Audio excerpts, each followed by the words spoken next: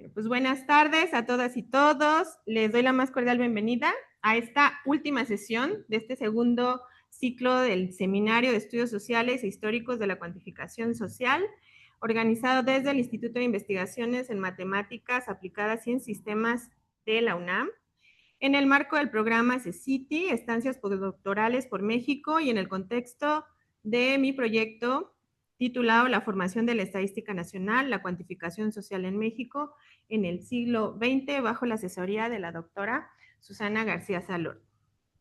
Pues bueno, me da mucho gusto verles a todas y todos aquí, allá en la sala virtual, y también quienes lograron llegar a pesar de las complicaciones que está viviendo en este momento la ciudad en cuanto a tráfico y manifestaciones.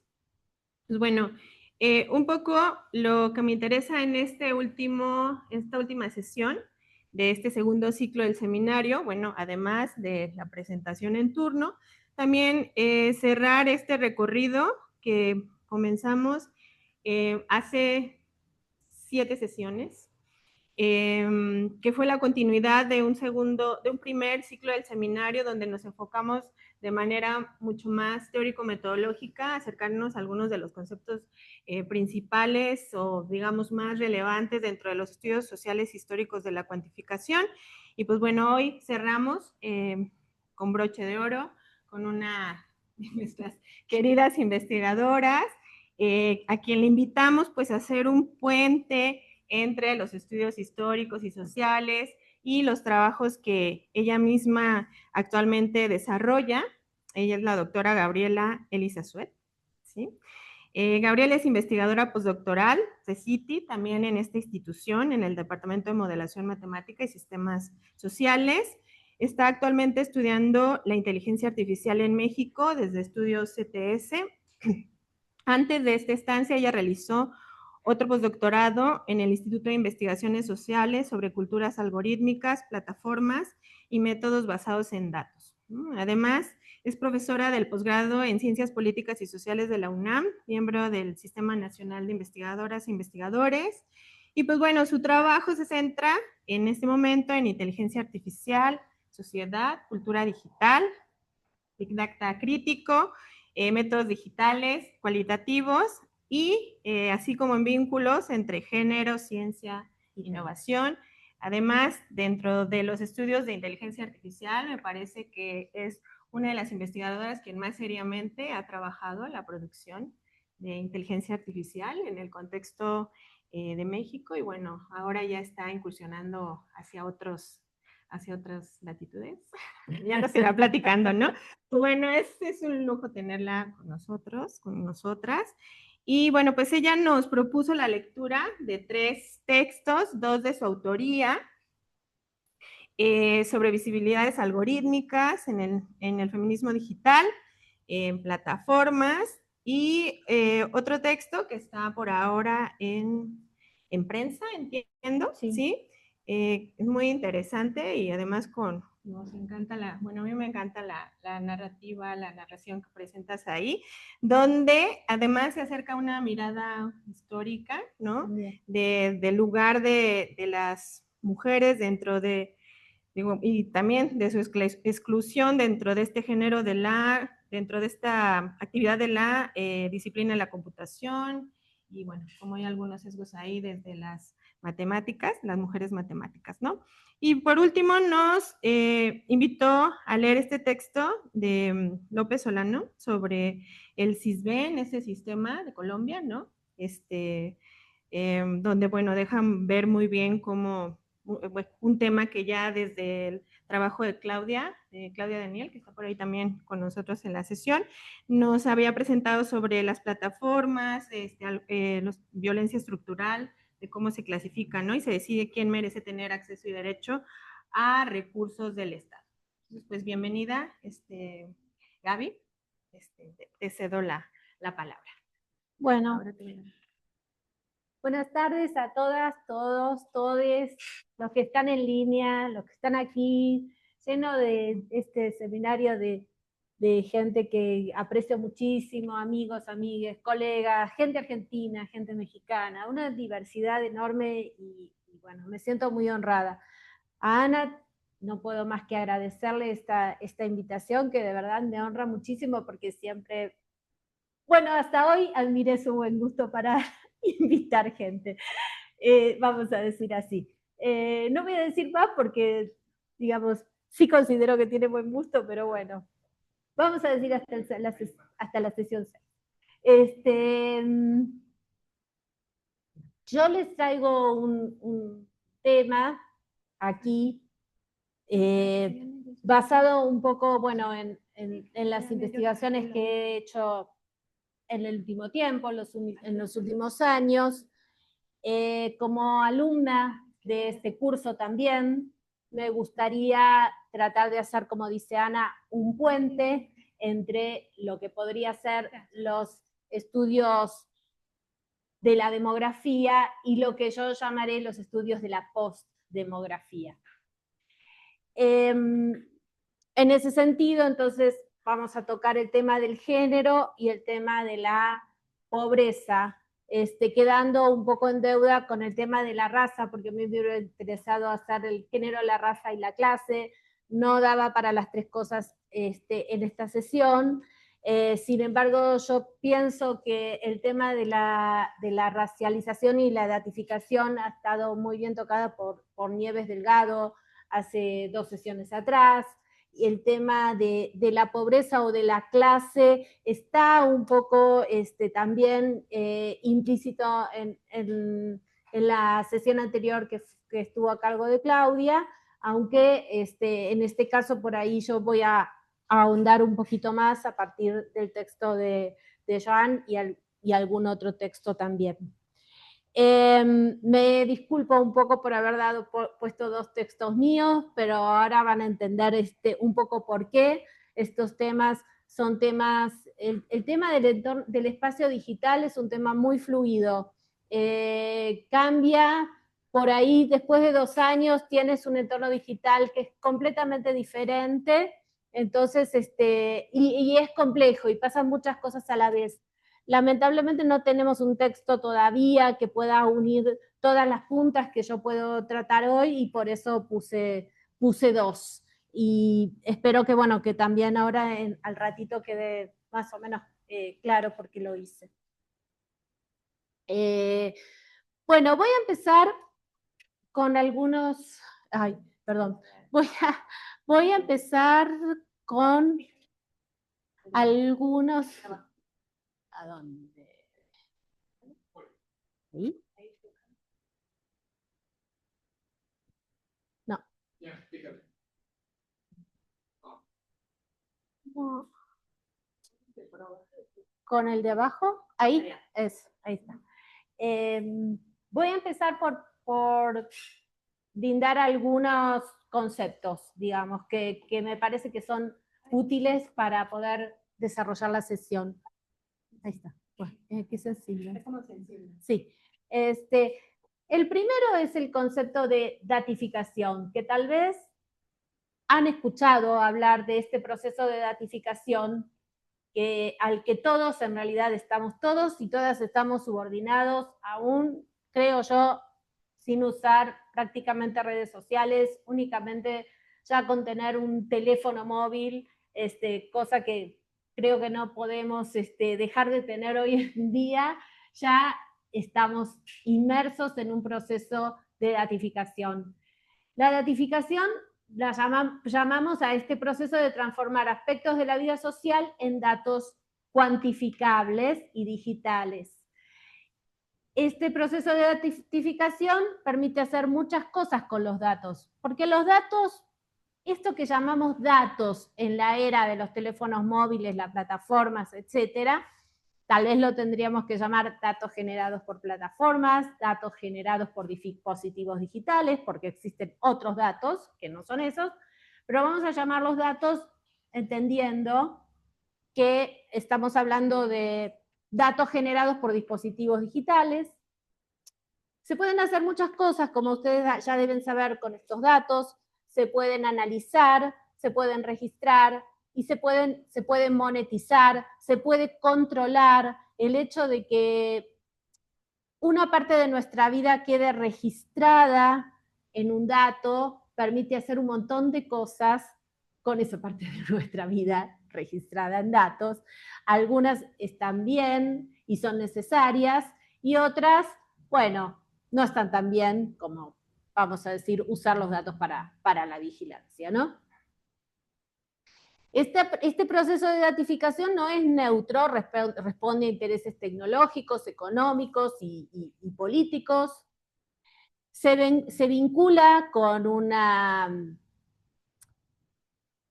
perspectiva más bien ideológica sobre los datos, o sea, no empíricamente comprobable, que sería la creencia de que los datos tienen una representación objetiva y que podrían ser más objetivas que cualquier otro registro o elemento de información, ¿no? Porque son datos y están como un poco, tal vez, aparentemente despegados de la mirada del observador, podrían ser más objetivos. Eso es una perspectiva, desde ya esa es una mirada ideológica sobre los datos. Los datos generados por dispositivos digitales tienen la misma validez o no que cualquier otro tipo de dato.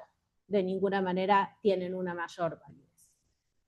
Y por el otro lado, como les digo, el hecho de que una parte de nuestra vida quede registrada como un objeto digital que además se agrupa con otros objetos digitales en una base de datos y que se puede recombinar, etcétera, presenta un gran riesgo de seguimiento y de control de la vida cotidiana, de la que nadie está exento.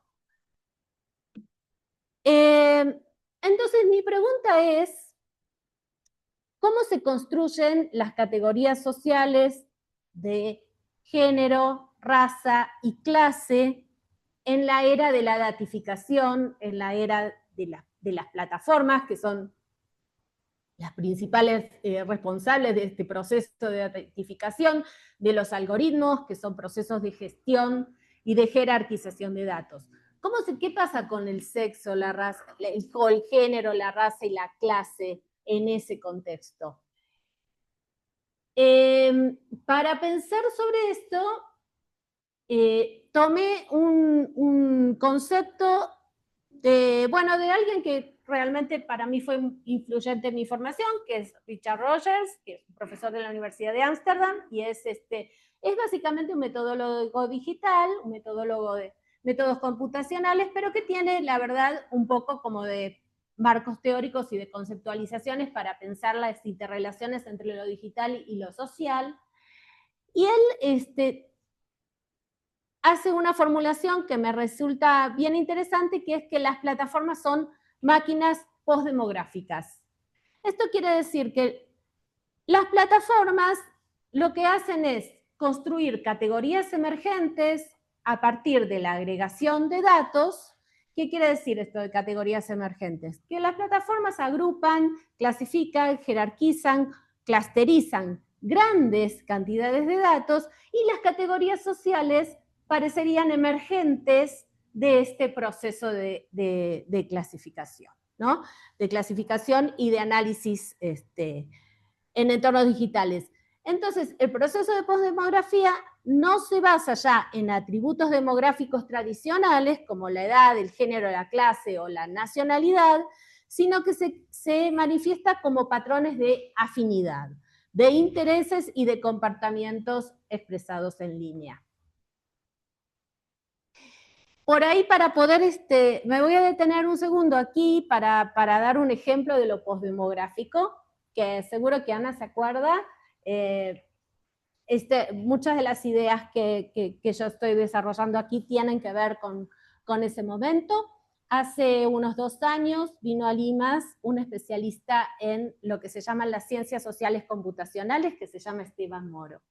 Esteban Moro es un famoso investigador, especialista en analizar grandes volúmenes de datos de trazas de movilidad. Como él trabaja en el MIT, tiene la suerte de poder negociar directamente con las plataformas flujos de datos enormes de cómo se mueve toda la población supónganse, San Francisco, y entonces poder analizar a dónde va la gente, en qué horario se mueve, qué días de semana y durante cuánto tiempo se puede quedar en espacios urbanos, que pueden ser desde bares y restaurantes hasta museos y aeropuertos o zonas periféricas o zonas residenciales. Y entonces él hace una organización en base a patrones de grandes cantidades de datos y puede lograr clasificaciones sociales a partir de cómo la gente se mueve en una ciudad, sin tener en cuenta categorías como, por ejemplo, espacio público, espacio privado, espacios semipúblicos o espacios comerciales, que a lo mejor los sociólogos tendríamos mucho más en cuenta, ¿no? Que los sociólogos computacionales, que clasifican en base a la emergencia de cómo se mueven las personas por una ciudad y no tienen ningún supuesto teórico por detrás. Este es netamente un estudio postdemográfico, ¿no? Para hacer esto se necesitan un flujo de datos de todas las maneras que es enorme y que tienen son las plataformas las que tienen este flujo. Me acuerdo que Ana le preguntó a Esteban, pero bueno, de alguna manera para hacer clasificaciones sociales están los censos de los países.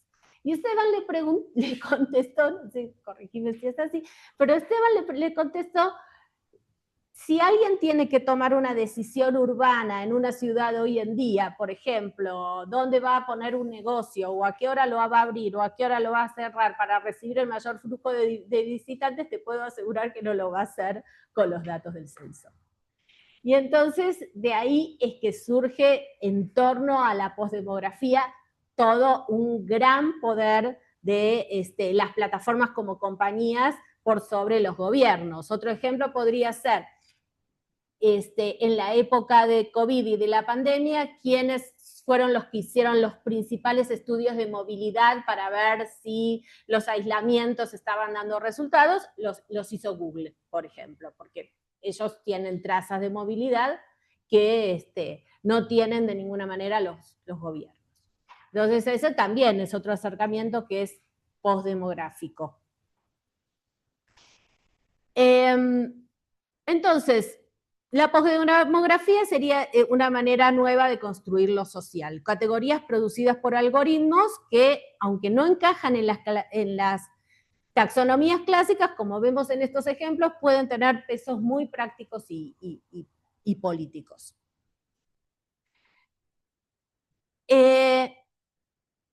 Ejemplos, bueno, entonces, ¿qué hace la postdemografía? Lo que hace la postdemografía, en realidad, en lugar de construir categorías sociales, construye perfiles. ¿Qué son los perfiles? Los perfiles son categorías que emergen de las preferencias y de las conexiones seleccionadas. No es que no haya una categoría de género en ese perfilamiento, no es que no haya mujeres o que no haya personas en contexto de pobreza o que no haya disidencias, sino que esas categorías no se van a construir según una percepción del propio individuo, sino que van a emerger de un conjunto de interacciones y de eventos que las personas realizan sobre las plataformas. Y no importa si eso coincide mucho con la realidad o no, sino que simplemente nos van a perfilar así. Lo que pasa es que ustedes piensen, es parecido a lo que pasa con los modelos del lenguaje, como ChatGPT, etc. Cuando nosotros estamos arriba de todas esas interacciones digitales un montón de tiempo, y esas interacciones digitales son medidas de una manera muy fragmentada y micro, etc., finalmente todas esas interacciones van a coincidir seguramente con una categoría que en la que nosotros nos podemos ubicar o autopercibir. Hay muchas posibilidades, por supuesto, después de ahí están los sesgos, están los estereotipos, están las discriminaciones, porque estos modos de perfilamiento desde ya que no son objetivos, pero sí por lo menos desde el sentido común intentan como un acercamiento bastante aproximado. Estas categorizaciones o clusterizaciones después se recogen para usos que dan las plataformas a los datos, que pueden ser desde generar publicidad recomendada o desde actualizar los perfiles de los usuarios y las recomendaciones de contenido, hasta yo creo que venderle datos a los gobiernos. Estoy muy segura. Bueno, o sea, hay usos monetizables y comercializables de todos esos datos. Ahora bien, ¿qué pasa con las categorías sociales en las posdemografías? En las posdemografías, por supuesto que las categorías sociales no desaparecen. Todas las mujeres no somos iguales en el mundo digital, todas las personas de diferentes clases no somos iguales, las personas racializadas no somos iguales. No, las categorías de género, clase y raza, hay una disolución aparente, pero es muy aparente. Incluso en estos procesos de datificación en los que las plataformas se apropian, vamos a decir, de los datos de los usuarios, no es lo mismo, lamentablemente, tener un teléfono caro que tener un teléfono barato. Si tenés un teléfono barato, tenés muchas más posibilidades de que te datifiquen mucho más que si tenés un teléfono caro. Si tenés un teléfono caro, también te van a datificar, pero tus datos se van a ir a un solo lugar, que es la compañía que diseñó el teléfono. En cambio, si tenés un teléfono barato, los bichos, los agujeros de seguridad van a ser tantos que pueden ir a todas partes. Entonces, ahí ya hay una definición de clase, de que, por ejemplo, las personas que no pueden pagar un teléfono caro seguramente están mucho más datificadas que aquellas que sí pueden pagar. Entonces, la importancia de la posdemografía, retomamos, radica en las categorías ya no están dadas de antemano, sino que se generan continuamente, son categorías dinámicas y se generan a través de procesos algorítmicos. Y esto plantea preguntas sobre el orden social, la identidad y el poder, porque los algoritmos no solo reflejan, sino que construyen activamente agrupamientos sociales. Y ahí entonces la relación con la datificación es que la datificación convierte la vida social en datos y los datos son parte de todo este movimiento postdemográfico. Por lo tanto, a mí me queda un poco por preguntarme qué sucede con la raza, la clase y el género en esta época postdemográfica. En el mundo offline, estas tres categorías marcan desigualdades materiales. Y en el mundo online, bueno, en el mundo online aparecen como inferidos por patrones de consumo, o aparecen segmentados racialmente a partir de nombres, a partir de ubicaciones, por ejemplo, trayectos, ¿no? Esteban Boro ha trabajado con desigualdad social en función de trayectos, por dónde van las personas en las ciudades. Bueno, hay un patrón que tiene que ver con un ingreso bajo y hay otro patrón que tiene que ver con un ingreso alto.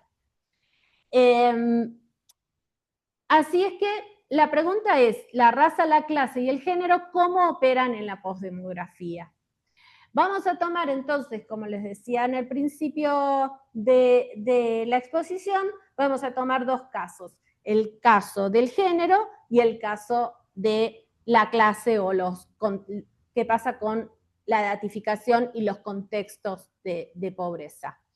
Vamos a empezar un poco más con el género, que tiene que ver con mi propia investigación, que tiene que ver, bueno, con esta pregunta, ¿cómo nos definimos como personas de género femenino en la datificación? ¿Cómo nos perfilan, cómo nos agrupan y cómo nos clusterizan a las mujeres? ¿Y cuál es nuestra propia agencia ante la datificación y la posdemografía? O sea, estos procesos de convertirnos en trazas digitales, ¿nos dejan con algún nivel de agencia o solamente estamos subordinados a ese proceso algorítmico? Esa es siempre la gran pregunta. Un poco, bueno, acá vamos a poner una slide sobre género, más que nada para poder clarificar algunos conceptos. Nosotros lo usamos como una categoría analítica para referirnos a un conjunto variado de fenómenos culturales que remiten a las diferencias sexuales, o sea, las diferencias biológicas. Son patrones culturales que se relacionan con diferencias biológicas, pero no son diferencias biológicas. Ahora, el género para nosotros, y sobre todo en América Latina, tiene también una dimensión política, ¿no? Que nos constituye a las mujeres no solamente con una identidad individual, sino con una identidad colectiva. Nos constituye como una identidad colectiva porque nos percibimos en desigualdad respecto al género opuesto, que sería el masculino. Entonces, como nos percibimos en una desigualdad de distribución de poder y de distribución de oportunidades sociales, nos construimos como un colectivo para poder luchar contra esa desigualdad. Entonces, por un lado está la cuestión de la categoría política, que también es interesante pensar qué pasa con el género como categoría política en la era de la datificación.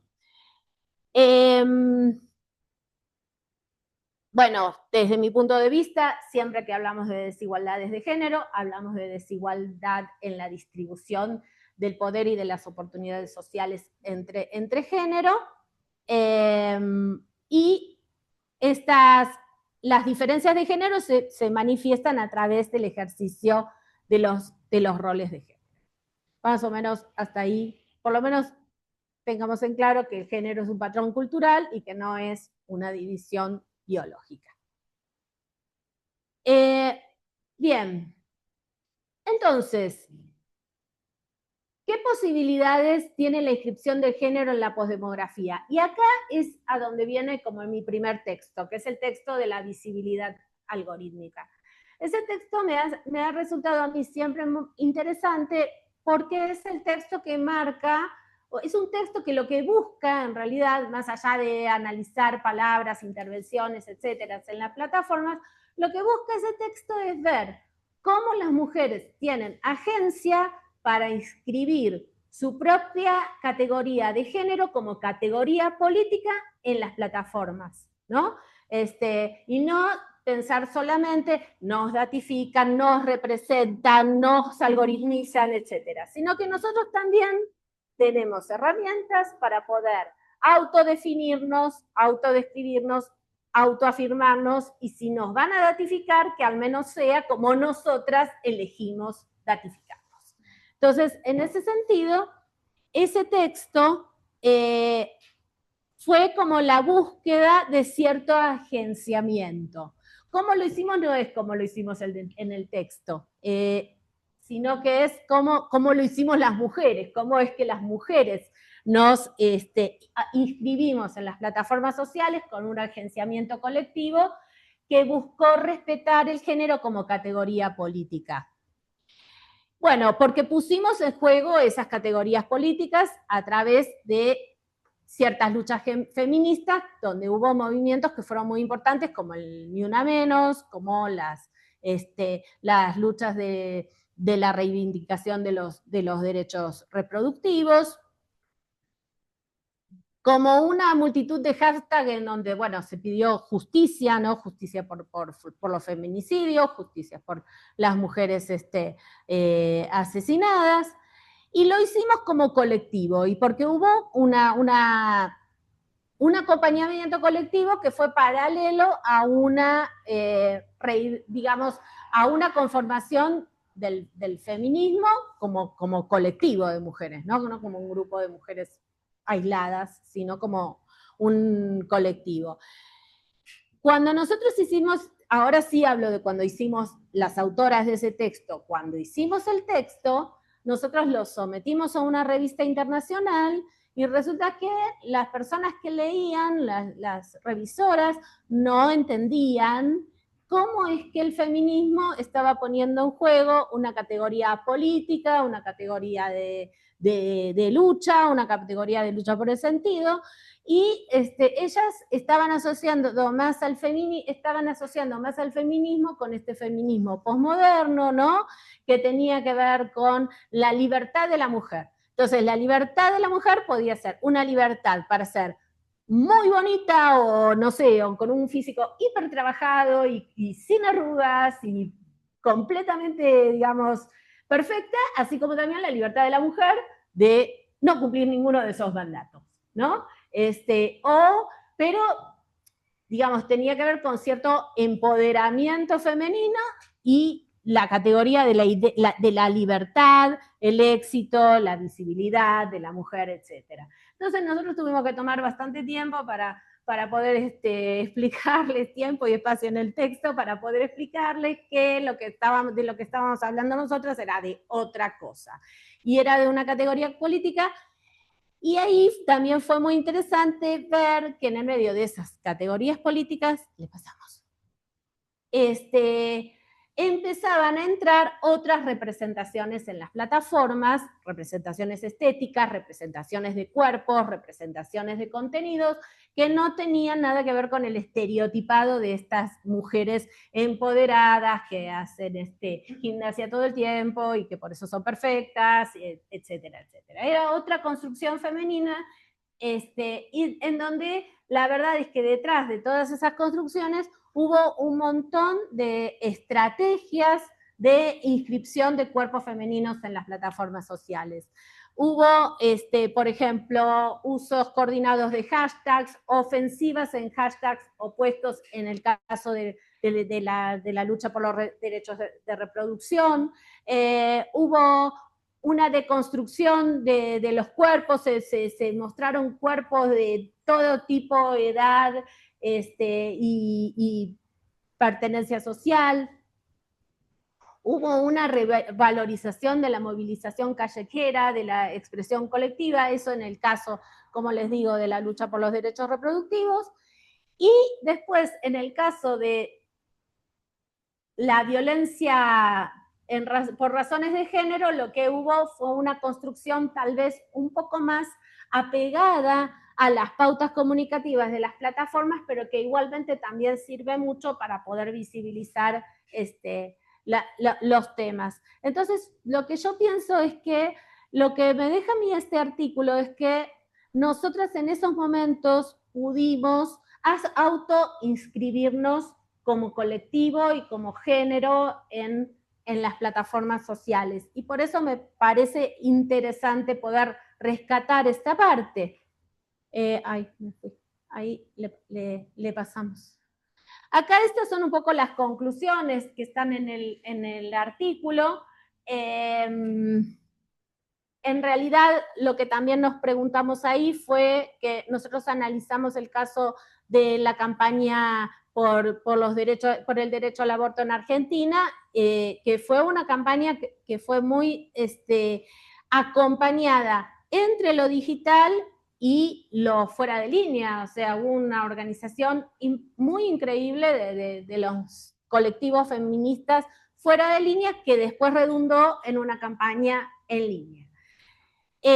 Cuando termina esta campaña, porque se aprueba la ley en Argentina, bueno, ¿qué pasa con todo este movimiento? ¿Qué pasa con toda esta deconstrucción y con toda esta autoafirmación de género en las redes?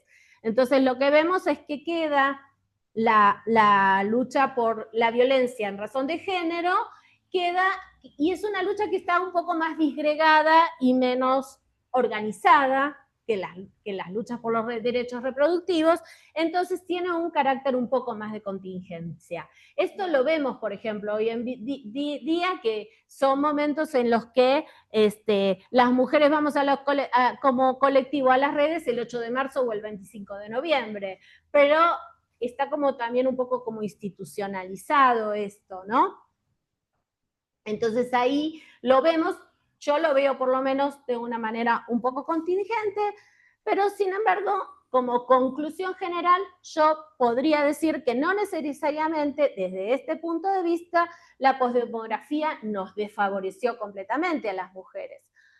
Siempre tengo como también como una especie de mantra la definición de Judy Bachman sobre las tecnologías como marcadas por el género masculino históricamente, ¿no? Desde, bueno, este acontecimiento histórico que cita ella en sus textos, que es la distribución del trabajo por géneros en los momentos en los que los telares dejan de ser manuales, y cómo cada vez que nosotras podemos deconstruir ese momento, estamos dando un paso adelante. Yo creo que en el caso de la expresión de género como categoría política en las redes, dimos un paso adelante. Pero ahora vamos a ver cómo la postdemografía nos ha desfavorecido. Porque sí nos ha favorecido, pero también nos ha desfavorecido. Y este es el segundo texto en donde estamos hablando un poco de inteligencia artificial, géneros y feminismos, porque ese, si bien es un texto que se plantea un poco en una línea por ahí de sociología de la ciencia o de la sociología de la ciencia y la tecnología, o sea, no está pensando como en la expresión pública de las mujeres, sino por ahí en ámbitos un poco más acotados, pero es un texto que está mostrando cómo la unión de datos y de algoritmos no necesariamente nos ha favorecido, ¿no? Porque no siempre tenemos la oportunidad de inscribirnos en el entorno digital como a nosotras nos gustaría, como es el caso pasado, sino que a veces somos inscriptas o a veces ni siquiera somos inscriptas. Entonces, acá sería como esta segunda parte. Reflexionando sobre los dos textos, lo que yo encuentro son 4 vínculos entre datificación y género. El primero es el de la autoafirmación, que es el que acabamos de ver. El segundo es el de borrado, o sea, los momentos en los que las prácticas de datificación directamente no dejan ni siquiera entrever el género femenino. Ahora vamos a dar un par de ejemplos. Después está la datificación estereotípica, o sea, nos datifican, pero encima nos datifican reproduciendo todos los estereotipos femeninos que se pueden encontrar. Y después también está la datificación sesgada, o sea, la que está mediada por sesgos, que está muy estudiada también en las mujeres que están racializadas. Bueno, la idea de la autoafirmación la acabamos de ver. Vamos a ver un poco la cuestión de la datificación y el borrado, digamos, de la categoría de género. Un par de ejemplos, aunque sea. En la postdemografía, ¿cómo sabemos si una persona es varón o es mujer en el mundo, en el entorno digital? Y no sé, lo sabemos por sus patrones de consumo, una cosa muy, bastante inexplicable también, porque tampoco sabemos bien cómo esos procesos no son transparentes, entonces tampoco sabemos muy bien cómo ocurren. Pero, por ejemplo, hay casos que sí están en el capítulo y que a mí me sirven mucho como anclaje, que es, por ejemplo, en la producción científica ni Scopus ni ORCID manejan metadatos de género. Si ustedes se recuerdan, cuando hicieron sus inscripciones en estas plataformas, ustedes no pusieron en ninguna parte si eran hombres o si eran mujeres. Si uno indaga un poco, Scopus y ORCID dicen que, bueno, no quieren hacer diferencias y que entonces no ponen el metadato. Que no esté el metadato, ustedes deben saber, más de una persona aquí estoy segura de que sabe que si no esté ese metadato es muy difícil poder estudiar la desigualdad de géneros en la ciencia y es muy difícil poder adoptar políticas positivas para que las mujeres, para reducir las brechas de género en la ciencia. Más hoy en día cuando vemos que casi todos los estudios tienden a ser bibliométricos, por ejemplo, para evaluar desempeños, para evaluar estados de un campo. Y entonces, ¿cómo hacemos? Bueno, en general lo que se hace es tomar APIs externas que tienen grandes bases de datos en donde te dicen tal nombre se identifica con el género femenino, tal nombre se identifica con el género masculino. Tienen muchísimos errores, a veces hay nombres que son confusos. En México, por ejemplo, Rosario es un nombre confuso, Guadalupe puede ser un nombre confuso. Los nombres que tienen más un origen étnico no están considerados en la plataforma, o sea, tienen un montón de sesgos Y además las variables son masculino-femenino y, por ejemplo, las disidencias quedan totalmente borradas. Otras cosas, se las ha acusado tanto a los fabricantes de IA de tener sesgos de género, sesgos de raza, sesgos de clase. No, las inteligencias artificiales están todas sesgadas, el reconocimiento automatizado de imágenes está sesgado por el género, etcétera, que ahora están empezando a no etiquetar por género las imágenes. Entonces, por ejemplo, una fotografía es persona, no sabemos si es persona femenina, masculina, ya está, se dejó. Bueno, entonces también ahí hay otro material que a nosotras no nos favorece tanto, porque nosotros tenemos desigualdades que estudiar ahí. Y si no están los metadatos de género, resulta un poco difícil, digamos, bajo esa aparente equiparación de todos somos iguales, que podamos estudiar algún tipo de desigualdad. Otra cuestión que se encarga de marcar también el artículo es cómo en este mundo que gira progresivamente a la datificación, a los algoritmos, a la inteligencia artificial, los roles de las mujeres en esos procesos son minoritarios y están precarizados. No me voy a detener en este momento ahora en eso, pero si ustedes recuerdan en el capítulo, hay hacia el final un apartado sobre la cuestión del trabajo y las mujeres y cómo, por ejemplo, en las sociedades donde hay más trabajo de datificación, o sea, donde el trabajo de datificación es considerado más precarizado, ahí están las mujeres. En donde no hay trabajo y entonces el trabajo de datificación es una herramienta importante, ahí están los hombres. Eso varía, pero en general las mujeres son las que terminan más precarizadas, o porque no tienen o porque tienen el trabajo más precarizado en esas industrias. En las historias de las ciencias de datos, también eso es otra cosa que está un poco en el capítulo, los roles de las mujeres están completamente también minimizados o marginalizados. Entonces, bueno, este sería como una especie de vínculo de la datificación y el borrado, que realmente existe. La datificación estereotípica es esa datificación que, bueno, estereotipa a la mujer desde el lugar de la inscripción de la mujer como cuerpo que reproduce, va a reproducir o no reproduce más, o tiene que encontrar a alguien para la reproducción. Entonces tenemos un montón de apps. ¿Cómo son las apps que involucran activamente las cuestiones de género y de género femenino? Monitoreos de menstruación, monitoreos de reproducción, aplicaciones de cita, monitoreo de menopausia, monitoreo, bueno, luego sí hubo un caso que fue apenas la Corte Suprema de Estados Unidos emitió este baneo sobre la ley del aborto, traquearon o monitorearon a mujeres que iban a las clínicas de aborto a partir de la geolocalización de sus celulares, para poder identificar a aquellas que iban cerca de, bueno, y después también hay un caso de una app que tiene un nombre raro y no me lo acuerdo ahora, que igualmente está como un poco más suavizado, me parece el tema en este momento, pero no hace 2 o 3 años.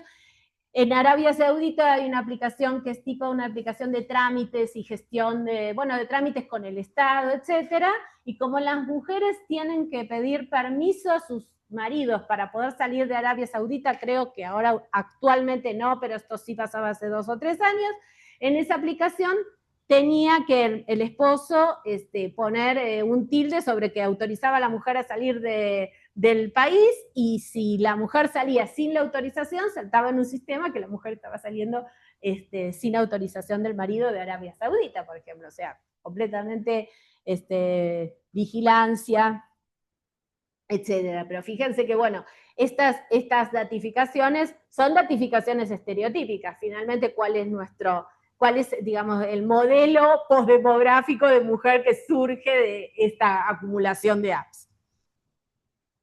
Después está la datificación sesgada, ¿no? Cómo las mujeres, especialmente las mujeres racializadas, son menos reconocidas por los algoritmos de reconocimiento visual, que los hombres, e incluso que los hombres racializados. Eso es un artículo muy famoso de Bolognini y Gebru del año 2018, y también está el libro de Safiya Noble, que es precioso, del mismo año, donde ella lo que hace es buscar pone simplemente una búsqueda, porque su sobrina venía a jugar a su casa y quería saber cómo se entretenían las mujeres afroamericanas adolescentes, y pone una búsqueda en Google para saber eso, y le sale una cantidad de fotografías de adolescentes afroamericanas sexualizadas, y entonces a partir de ella con ese caso tira del hilo, va buscando los motivos sociotécnicos de por qué eso sucede, hasta que también llega a una conclusión, que es que cuál es la conformación cultural de las personas que desarrollan esos algoritmos, ¿no? Entonces, solamente hay 25% de mujeres en ingeniería, 5.6% son afroamericanos, 7.6% son latinas. Entonces, la diversidad en las plantillas no garantiza, igual la diversidad de las plantillas no garantiza diversidad en el diseño de productos, sino que también hay que tener una conciencia ahí de lo que es la igualdad social. También el capítulo habla de que eso no es imposible de lograr y existen algunas estrategias. Bueno, también esto tiene que ver con esta metáfora de la inteligencia artificial, de que define Kay Crawford en su libro, ¿no? Y no, es imposible, digamos, que no haya sesgos en el entrenamiento de los datasets. Esto también está en el capítulo. Acá tendríamos que irnos hacia el segundo punto, que es qué pasa con la pobreza en los tiempos de los algoritmos. Yo vuelvo, digamos, a pensar en esta idea principal, que es que las categorías sociales permanecen más bien encubiertas en la posdemografía. Hay que desnaturalizar mucho el fenómeno para poder entender cómo es que suceden, cómo es la pobreza posdemográfica, que no es que ya no existe, existe y tal vez existe amplificando, digamos, las brechas sociales. Este es un proyecto justo de Esteban Moro que se llama el Atlas de la Desigualdad, y que él construye realmente un mapa de la desigualdad a partir de trazas de movilidad por diferentes ciudades de Estados Unidos. Pero bueno, está ahí como un poco para introducir el tema, no nos vamos a dedicar a eso. Me pasa esto. Entonces, un poco para pasar al tema de la datificación de clase, hay una coincidencia en la literatura de que las comunidades de bajos ingresos siempre estuvieron más sometidas al monitoreo gubernamental y a la vigilancia y a la intrusión relacionadas con la privacidad, ¿no? Las personas de bajos recursos viven en entornos abarrotados, que están siempre, hay mayor vigilancia en esos lugares por prejuicios sociales de que ahí pueden suceder, hay más posibilidades de que sucedan delitos, etcétera, y están bajo mayor vigilancia. Y esto, la verdad es que tiene un impacto muy fuerte en la privacidad, la autonomía y la vida comunitaria de las personas que viven en esas comunidades.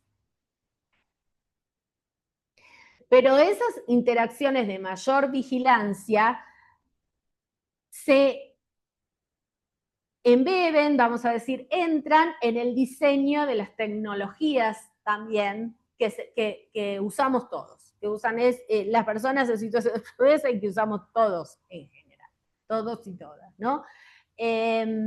Por ejemplo, cuando decimos que las interacciones se integran en las entradas y evaluaciones de Big Data, lo que a la vez limita sus oportunidades de vivienda, empleo y educación, bueno, son ejemplos recurrentes cuando se implementan algoritmos para la búsqueda de trabajo o para dar un crédito, o por ejemplo, en Estados Unidos también hay un sistema donde se pueden denunciar malos tratos a los menores, y entonces los menores son por un tiempo apartados de las familias, o se les busca una familia sustituta, o se les manda a un hogar, y todo eso está algoritmizado. Y entonces cuando uno tiene un ingreso bajo es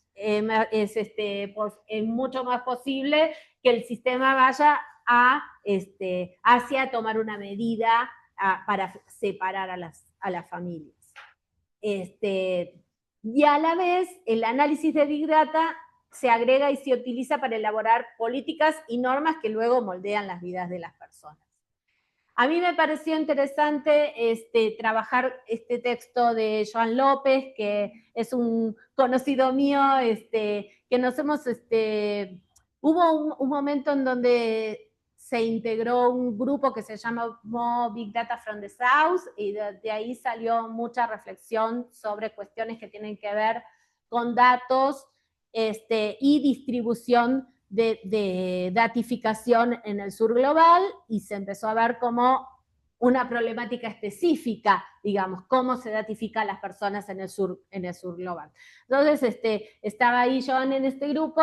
Él es colombiano, trabaja también en una fundación de derechos digitales que fue pionera a empezar estas cosas en Colombia, que es la Fundación Carisma.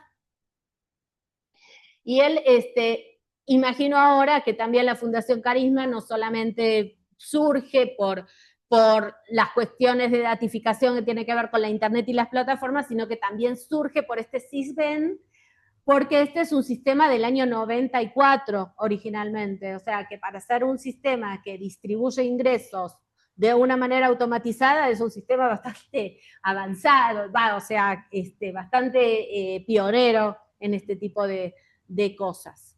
Entonces el SISBEN justamente es un algoritmo que de manera automatizada clasifica a la población de bajos recursos para decidir si se le otorga o no una ayuda social.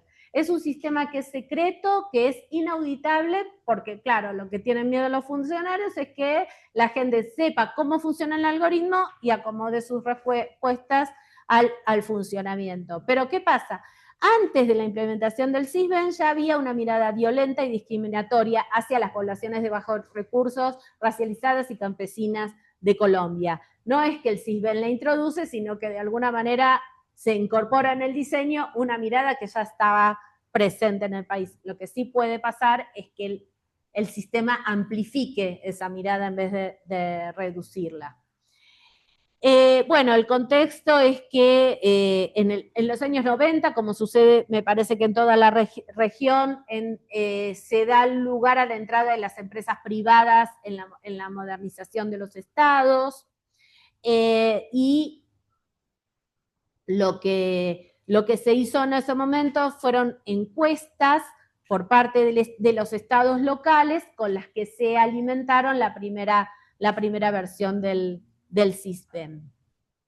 Y luego se clasificó hogares según su nivel de pobreza, los datos eran la encuesta y el algoritmo abstraía las características de la pobreza para Colombia, que en realidad tampoco sabemos muy bien cuáles son, porque es secreto y no tenemos los parámetros. Pero bueno, luego, claro, ¿cómo se define esta datificación de una manera crítica? En primer lugar, bueno, encontrar un marco mensurable para la pobreza, que fuera a ser controlado burocráticamente y que además los exente a los funcionarios de gobierno de tener que enfrentarse cara a cara con la pobreza, porque ya la pobreza es un dato, no la ves, está ahí como un número. Hubo un montón de problemas porque las personas que tenían que actualizar su registro, las actualizaciones eran muy lentas. Los que gestionaban el algoritmo no sabían de trabajo social, ni sabían de ciencias sociales, las administraciones eran completamente tecnócratas, y había como muy poca consideración o casi nada de situaciones excepcionales. Había personas que quedaban excluidas y no tenían justificación, no tenían apelación, no tenían explicación sobre por qué habían quedado excluidas. Con lo cual también es que el sistema fue llevado a juicio y la Corte Suprema de Venezuela emitió algunas afirmaciones sobre el sistema. Y en el 2016, esto es bastante interesante, se decidió modernizar el sistema, entonces ya, si bien continuaban con las encuestas como fuente de datos, usaron algoritmos de aprendizaje para poder clusterizar, o sea, es esta idea postdemográfica, ¿no? Ya empiezan a clusterizar con algoritmos de aprendizaje y patrones desconocidos. Se sigue asumiendo que las comunidades van a mentir porque quieren acceder al sistema social y tratan de aprovecharse.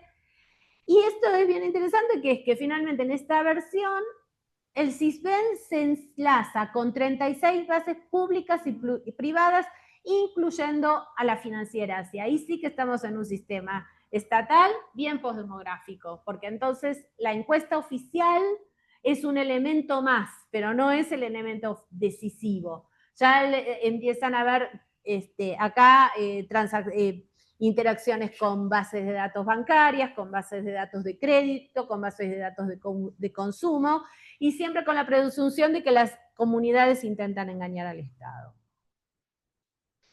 Y así es como, bueno, finalmente quedan presos como de esta datificación las personas en situación de pobreza. Conclusiones, algunas al menos superficiales, luego otras si quieren las conversamos en las preguntas.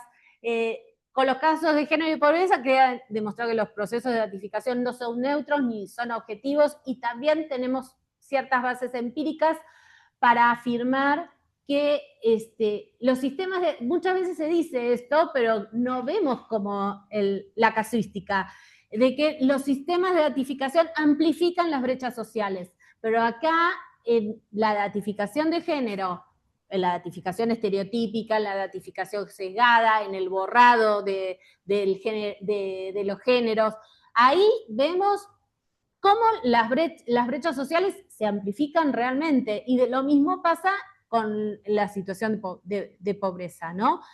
No son neutros, no son objetivos, y además amplifican las brechas sociales. Y llevan embebidos en su diseño los atributos que las sociedades asignan históricamente a sus miembros. En el caso del género, la posdemografía logró, por un lado, una afirmación identitaria del colectivo de mujeres, pero por el otro lado también logró borrar la categoría, logró estereotipar la categoría, y no nos libramos de las tutelas del Estado ni de los sesgos de género. Acá, esta es una bibliografía como más ampliada que usé para preparar esta clase, y la quiero dejar un minuto por si alguien quiere tomar una captura de pantalla o una fotografía, o si no, se la hacemos llevar, Diana. Claro. Pero bueno, con esto aquí yo termino la exposición y quedo atenta a lo que ustedes quieran preguntar. Muchas gracias, Gaby.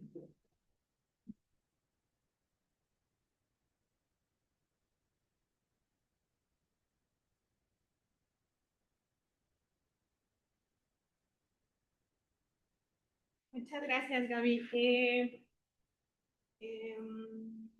Bueno, voy a hacer una pequeña pausita solo para asegurarme de que se esté grabando correctamente la sesión de Zoom. Puedes, perdón, voy a hacer una pequeña pausa. Jesús, ¿puedes revisar, por favor, que no esté en speaker individual, sino que esté toda la sesión, por favor? Voy a ir a buscar pluma y papel. Sí, un momento. Gracias, Jesús. Bueno, ya, bueno, lo arreglas en el camino. ¿Quieres aquí tú? ¿Y papel? Si no, voy a buscar. Sí, ok. Bueno, pues muchas gracias, Gaby, por la presentación. Se fue un momentito, pero ahorita regresa. Bueno, yo no sé, yo tengo varias inquietudes, porque ya para este punto lo que nos has mostrado, y bueno, desde el trabajo de Abigail y lo que Claudia presentó la semana pasada, es que queda muy claro que pensar la clasificación, los datos, y la clasificación ligada a los datos, a las métricas, a las estadísticas, pues quienes hacemos estudios sociohistóricos de la cuantificación, pues hay que pensarlo también en este puente hacia el presente, ¿no? Y que queda muy claro que el futuro nos alcanzó. Y pues bueno, abro primero la sesión a quienes tengan alguna pregunta sobre la presentación de Gabriela. No sé, ¿quién, ¿quién tiene una pregunta? No sé si allá en el público virtual o acá en el público presente. Ok, Alejandra, adelante si quieres bueno, juntamos, bueno, ahora que termine Alejandra, a ver si hay otras preguntas y las Hola, reunimos.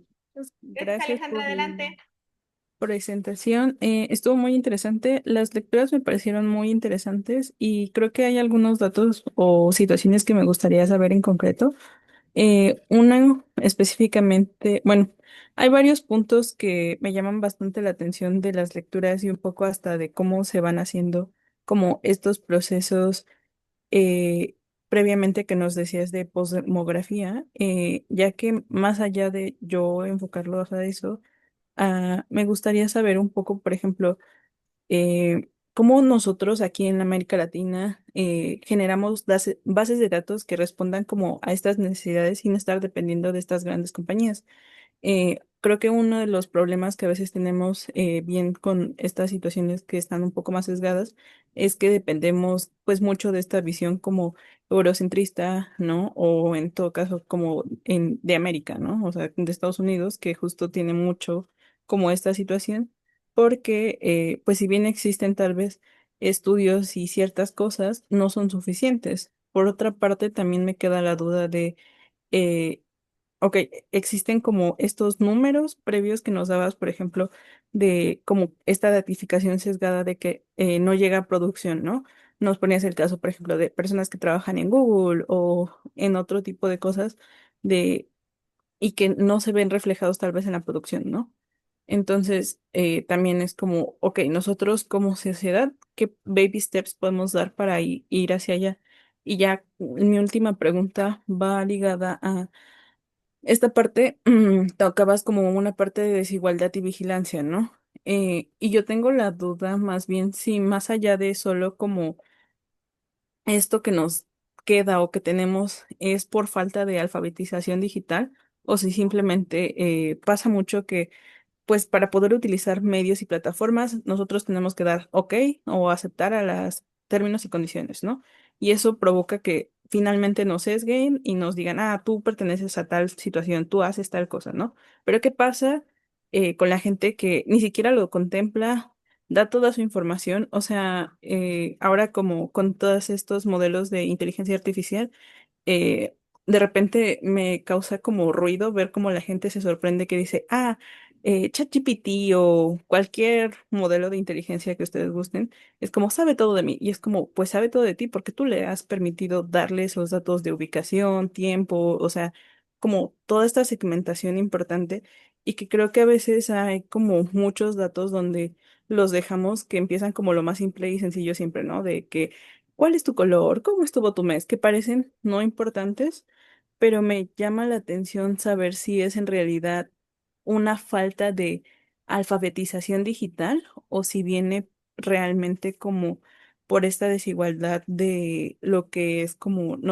pues tú nos mencionabas, ¿no? De los dispositivos que se tienen o si simplemente va más allá.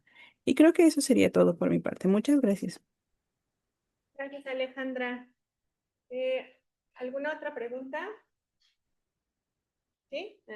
Aquí en la sala, Antonio.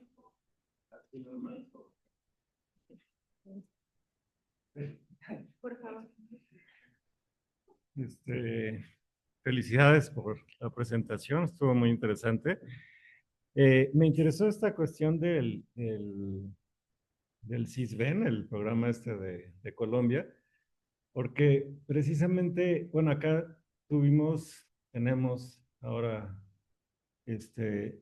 existió el programa Oportunidades, después Prospera, y precisamente trabajaban con una batería, una encuesta para la identificación de quién es pobre y quién merece el reconocimiento de esa condición por el Estado, y precisamente es la forma de acceder a ayudas del Estado, ¿no? En Colombia yo me acuerdo que cambió también por, hubo unas categorías, por ejemplo, de quién era población indígena, y entonces ciertas localidades cambiaron de ser pobres a ser indígenas, porque ahora la pobreza era por autoadscripción.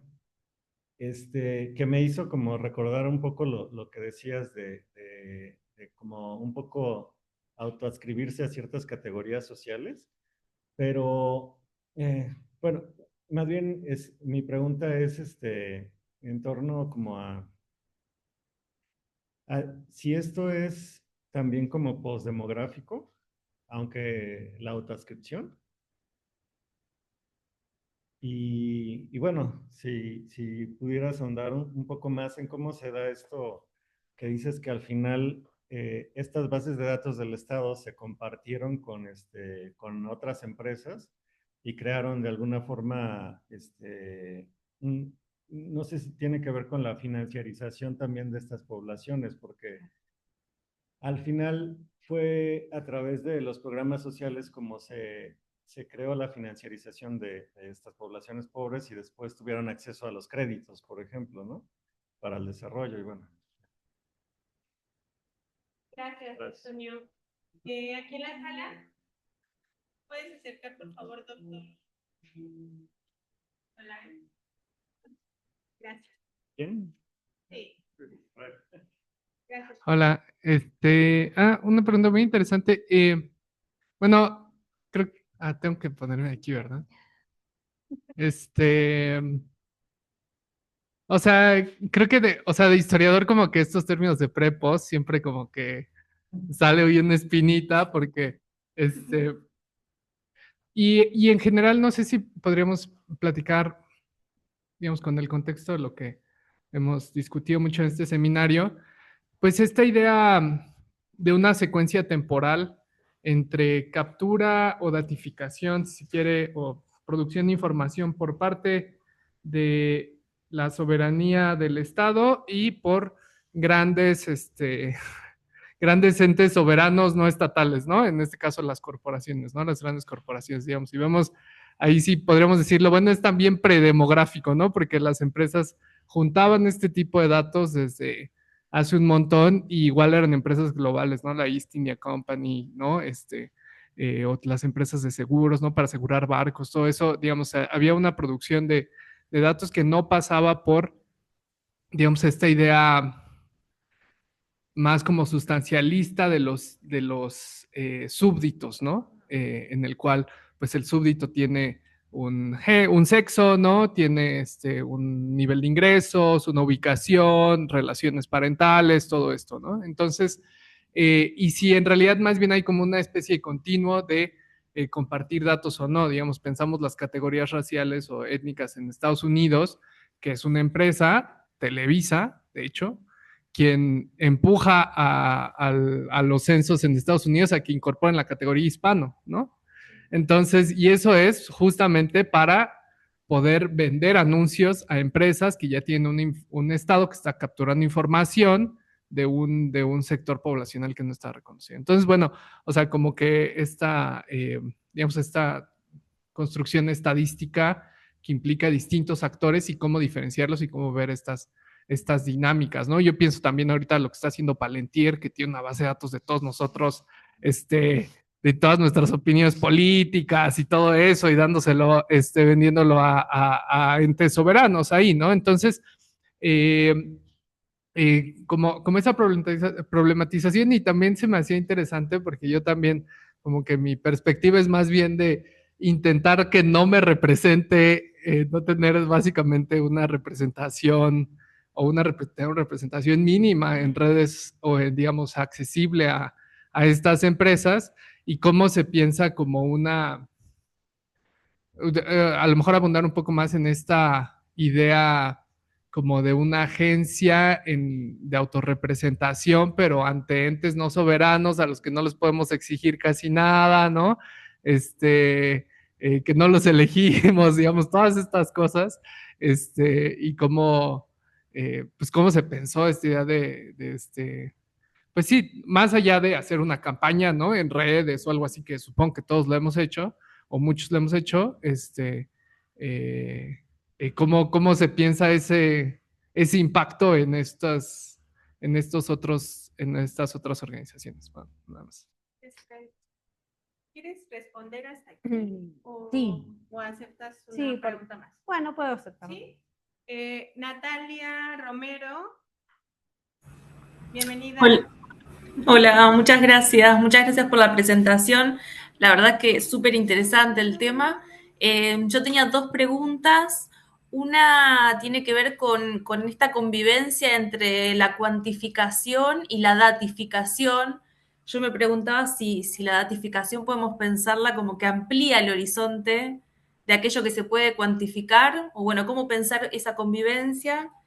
Y la segunda pregunta tiene que ver, me pareció muy interesante esta noción que vos utilizás de resistencia algorítmica, y en ese sentido, si hay algún aspecto positivo, ¿no? Porque suele quedar mucho más claro cuáles son los aspectos negativos o los que nos generan mayor rispidez, pero ¿hay algún aspecto positivo que podríamos rescatar, digamos, de esta era de la datificación y los algoritmos desde una perspectiva de género? Esa era mi segunda pregunta. Gracias, Natalia. Pues avanzamos para... Bueno, sí. Bueno, voy más o menos en el orden que anoté. ¿Cómo generamos en América Latina datos sin depender de las grandes compañías? Bueno, justamente me parece, yo estoy pensando en una idea que, bueno, es simplemente una idea, todavía no tengo mucho desarrollada, que es la idea de la pobreza de datos.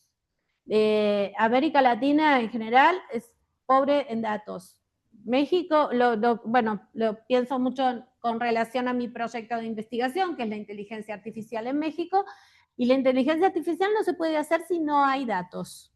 Esto es así. En realidad, la inteligencia artificial, lo que llamamos inteligencia artificial, de hecho, es ciencia de datos. Bueno, hay como una historia que se cuenta que la ciencia de datos, bueno, se llamaba ciencia de datos, digamos, hasta que la gente empezó como a ver el dato, por todas las cosas que hemos dicho, de una manera muy crítica. El dato que irrumpe en la privacidad de las personas, el dato como una especie de extraccionismo, ¿no? Como dice Nick Couldry. Bueno, entonces el dato tiene como toda una imagen negativa, y de ahí que como los algoritmos a los que se aplican a los datos son algoritmos que aprenden, resurge la idea de inteligencia artificial. Entonces la inteligencia artificial no se puede hacer sin datos. Y nosotros, por lo menos en México, no tenemos datos de la población mexicana a disposición para trabajar con inteligencia artificial. Por ejemplo, justo ayer fui a una exposición en la Secretaría de Economía y dije, hagan una base de datos de registros electrónicos de salud de mexicanos, porque todos los investigadores y las investigadoras están trabajando en aplicar redes neuronales, algoritmos de aprendizaje, etcétera, a registros de salud. Pero ¿qué pasa? Lo aplican a registros de salud de datos que abrió el MIT, de datos que abre Israel, de repositorios internacionales. Y llega un momento entonces que no pueden validar nada para la población mexicana. Entonces, si está esa fortaleza, bueno, construyan una base de datos. Y había una comentarista al lado que era del área empresaria. La comentarista me dice, no deberían abrir base de datos de salud, deberían abrir base de datos de todo, como hizo China, que agarró todas las bases de datos que tenía en todas sus dependencias estatales y armó un gran repositorio de datos para la investigación y para la formación en inteligencia artificial. Yo iba ahí como modestamente diciendo, bueno, pongan algunos datos de salud para que los investigadores puedan trabajar con bases de datos más validadas. Entonces, la verdad es que eso es un esfuerzo de infraestructura, porque además todas esas bases de datos hay que hacerlas anonimizadas, con registros, hay que contemplar la ciberseguridad, tienen que ser con estándares éticos, no es nada fácil hacer una cosa así. Pero tampoco es imposible si uno lo hace, por ejemplo, descentralizadamente. Pero la verdad es que en América Latina prácticamente no tenemos datos, y eso yo creo que en algún momento nos va a afectar a la soberanía, porque nos va a afectar, por ejemplo, al saber hacer. O sea, si otras naciones tienen datos y entonces pueden hacer, van a hacer mejor que las naciones que no tengan datos, que van a poder hacer mucho menos. Por lo tanto, en una época de globalización y de transnacionalización, van a venir otros. Si nosotros no tenemos una base de datos mexicana, van a venir los chinos a estudiar la salud mexicana. Es así, bueno, no hay mucho para decir. Entonces es una cuestión de soberanía, pero eso, bueno, tienen que iniciarse conversaciones para que haya una infraestructura de creación de datos, pero también de creación de datos con todos los estándares éticos y de ciberseguridad y de cuidados que se merece el tener que crear datos con datos sensibles de las poblaciones. Que es algo que es difícil de hacer, pero tampoco es imposible. Bueno, después, perdón, hay una cosa que anoté, que la anoté a medias, así que voy en la segunda pregunta, que tenía que ver con datos de personas que trabajan en Google. Voy a pasar a contestar la tercera y después me la completan porque esa no sé muy bien a qué se refiere. La tercera era sobre desigualdad y vigilancia por falta de... Si la desigualdad y la vigilancia se debe a la falta de alfabetización, a los términos y condiciones, a que la gente no sabe cómo funcionan las cosas. Bueno, la desigualdad y la vigilancia se deben a un montón de situaciones. Es un tema complejo. Pero lo que pudimos ver hace un ratito es que hay miradas históricas que están embebidas en el diseño de los sistemas. Ya antes, en el CISBEN, la automatización desfavorece a las poblaciones pobres, pero ya estaban desfavorecidas con la mirada que tenían, ¿no? A nosotros, a las mujeres, nos datifican con el ciclo de menstruación, la reproducción, la menopausia, el aborto y qué sé yo. Bueno, esas eran todas cosas que ya, digamos, estaban considerados en una imagen estereotípica de la mujer como con su función reproductiva, digamos. Entonces, hay por un lado, se embeben en los sistemas atributos que ya estaban en las sociedades antes de la existencia de esos sistemas. Después, sí es cierto que la gente no sabe cómo funciona, pero tampoco es justo echarle la culpa a que la gente no sepa cómo las cosas funcionan, porque todas las estructuras datificadoras tienen un poder inconmensurable. Y, por ejemplo, cuando vos apretás los términos y condiciones, tienen páginas y páginas y páginas, nadie los puede leer porque tienen 200 páginas. Y bueno, eso tiene un nombre, se llama ofuscación. Bueno, es una práctica de poder, de ejercicio de poder la ofuscación. Entonces, no les vas a culpar no nos vas a culpar porque nosotros no vamos a leer 200 páginas. Bueno, no, las empresas son responsables que ofuscan, o sea, ocultan la información abajo de una pila de información. La alfabetización siempre funciona, o sea, saber cómo funcionan las cosas siempre funciona en todos los niveles del mundo posible. Si tú sabes cómo funciona tu auto, te desempeña mejor que si no sabes cómo funciona. Eso es así. Pero es un ideal prácticamente inalcanzable. Estas tecnologías son muy complejas. Nadie tiene el tiempo necesario para poder entender cómo funcionan todos los recovecos y los vericuetos de las plataformas digitales. Entonces, si bien es mejor saber cómo funciona y sería mejor que hubiera alfabetización crítica, tampoco vamos a echarle la culpa a que la gente no tiene alfabetización crítica. Acá hay situaciones de poder estructurales que nadie está tomando en cuenta. Por ejemplo, las plataformas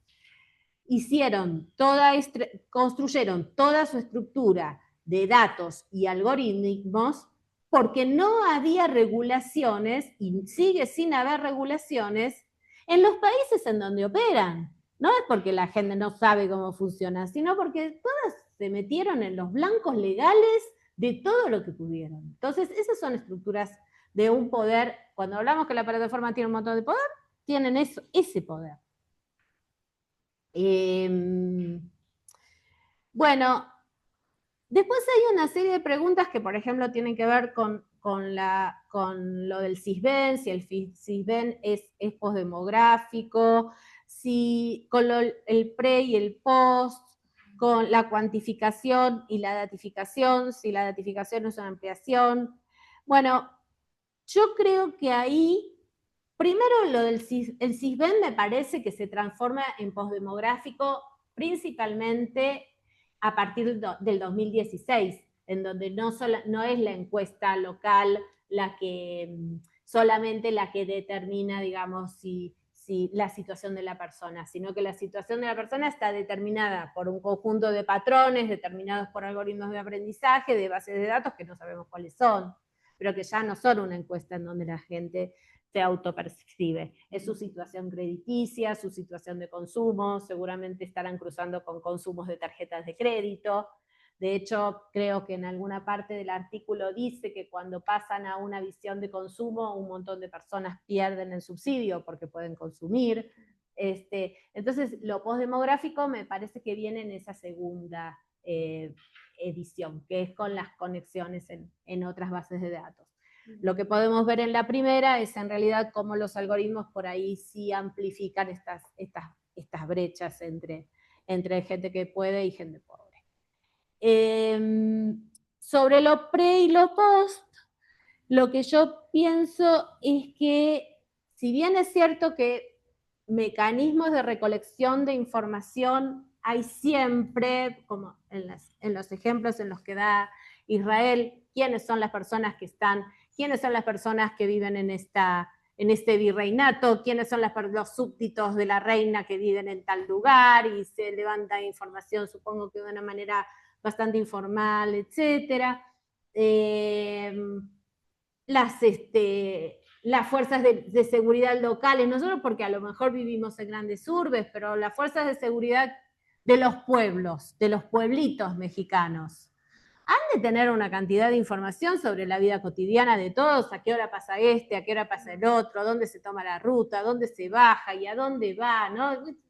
Eso, pero la cuestión de la posdemografía a mí me parece que radica en que las trazas de la vida cotidiana se vuelve información demográfica. Qué sé yo le doy un like a tal cosa y eso se vuelve información demográfica. Es capaz de entrar en algún tipo de patrón. Es cierto que hablar de pre o de post, a algunos le puede sonar, a otros no. Yo lo que pienso es que marca un punto de pasaje, o sea, los puntos de pasaje de alguna manera los tenemos que marcar, y bueno, el lenguaje sirve para eso.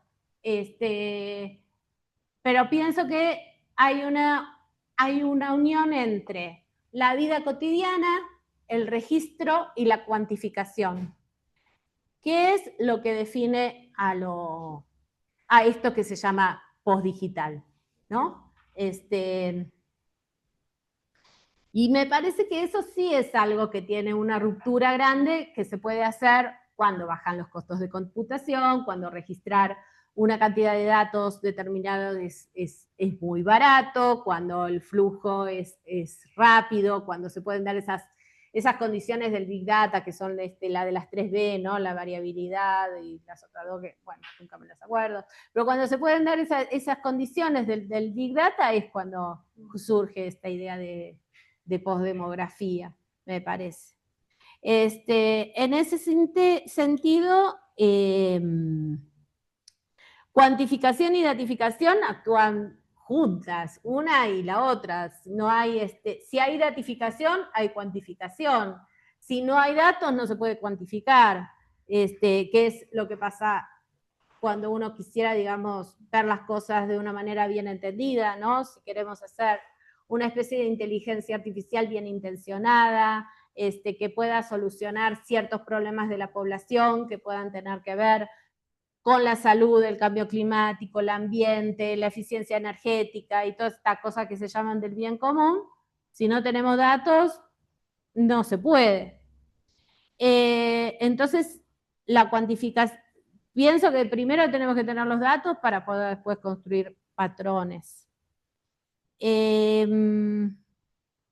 de hecho, esa es una de las conjeturas que yo tengo de que todas estas redes sociales, plataformas, el Twitter y el Instagram y el Facebook y todo eso, en realidad para lo que sirvieron fue para que las plataformas juntaran 15 años de datos y pudieran hacer ChatGPT y Gemini, claro, porque necesitan una cantidad de datos de terrible escala para poder arrimar unas frases que sean parecidas al sentido común de las personas. Para eso necesitan una cantidad de recolección de datos que es inexplicable para nosotros, la escala que se necesita. Entonces a veces digo, bueno, nos habrán hecho publicar tanto para al final construir esto. Entonces ahí está la relación, la datificación y la cuantificación. Bueno, ¿hay un aspecto positivo en todo esto? Bueno, yo pienso que por lo menos para el género, yo pienso que la autoafirmación de género que pudimos hacer en los últimos años ha contribuido a que la igualdad de género se pueda popularizar. Hay que ver que nosotros como mujeres somos muy diversas. Hay mujeres que son grandes y que tienen una experiencia, y hay mujeres que son muy jóvenes y que tienen otra, y hay mujeres que viven en medio de las ciudades conectadas unas con otras presencialmente, y hay mujeres que viven muy apartadas y para las cuales la internet es una especie como de puente hacia el mundo. Y entonces en toda esa diversidad que hay, y también hay otras mujeres que, bueno, ahora aprenden con las redes sociales. No aprenden en la escuela, no aprenden porque la madre o la tía les enseñan. Hay muchas que sí, que tienen esa suerte, y hay otras que no. Entonces, me parece que sí, esa autoafirmación ha contribuido a que la posibilidad y el merecimiento de una igualdad de género se haya difundido más. No pienso que lo haya provocado, no pienso que haya una relación causal, sino que pienso que hay una contribución. Y me parece que eso ha sido bueno. Ahora vivimos en un momento en el que esos derechos se han retraído. Bueno, todo esto que se llamó la cuarta ola, ¿no? Tuvo un nombre toda esa expresión, la cuarta ola o la marea verde. Pienso que ahora está un poco como en retracción, porque creo que un factor fundamental de esos movimientos fue la oportunidad política. Es decir, son movimientos que no han surgido en el aire, y que a pesar de que las mujeres hicieron mucha resistencia o hicimos mucha resistencia y le pusimos muchas agallas, hubo alguien que dio la oportunidad política de la conversación. Así fuera hasta Mauricio Macri, que en el 2018, que fue un presidente muy neoliberal de Argentina, y muy conservador, pero que aceptó discutir el aborto en el Congreso. Después esa primera rueda salió en contra, no se aprobó, y la segunda se aprobó. Pero aunque sea, hubo esa oportunidad política por donde se pudo entrar. O sea, siempre hay un momento de oportunidad política. Este momento es un momento de retracción, fundamentalmente porque en este momento las condiciones políticas no están dadas. Apenas se vuelvan a dar, yo creo que va a venir una marea de vuelta. porque están ahí, esas redes están ahí, están como dormidas, pero apenas hay una oportunidad se reactivan. Entonces eso es lo que yo le veo de positivo. Creo que hasta acá. Gracias, Gaby. A ver, tengo manos levantadas. Claudia, no sé, Alexis, en algún momento vi que levantaste la mano, pero no sé si la levantaste o no la levantaste, pero está muy activo el chat. Bueno, se puede Hay leer. ahí algunos comentarios. También, doctora Judith, quiere participar también. Veo que hay algunos comentarios ahí. Claro. Entonces, bueno, doy la palabra a Claudia, por favor, y quien se anime a participar también de la sesión virtual. Gracias. Bueno, Gabriela, muchas gracias por la presentación clarísima y los textos, las lecturas, bueno, todo, la verdad, para pensar y para seguir trabajando estos temas. Yo voy a retomar alguna cuestión sobre la posdemografía, ¿no? A ver si interpreté bien. Entendí yo que la posdemografía tenía que ver justamente con ese proceso de producción de las categorías, ¿no? Que no son las categorías, ¿no? Que son emergentes del proceso de recolección de los datos, ¿no?